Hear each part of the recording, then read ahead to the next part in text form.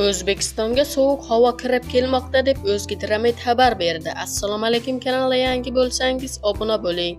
Joriy yilning 22-24-yanvar kunlari O'zbekiston hududiga ham va sovuq ob-havo massalari kirib keladi. Bu haqda O'zgidromet ogohlantirish bilan chiqdi. Ma'lum qilishicha, 22-23-yanvar kuni kechasi va ertalab O'zbekiston bo'yicha asosan qor ko'rinishidagi yog'ingarchilik bo'ladi. Yo'llarda ba'zi joylarda yaxmalak kuzatiladi. Respublikaning tog'oldi va tog'li hududlarida havo o'zgaruvchan bo'ladi. 22-23-yanvar kunlari qor yog'adi, ba'zi joylarda kuchli bo'ladi. Respublika bo'yicha ba'zi joylarda shamol tezligi 15-20 metr sekundgacha kuchayadi. Ayrim joylarda ba'zida 22-25 metr sekundgacha kuchayishi mumkin.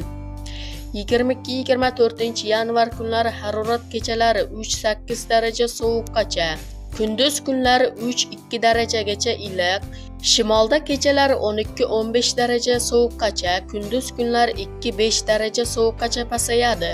Kanalimizga obuna bo'ling. Bundan-da yaxshi xabarlar bizning kanalimizda chiqadi.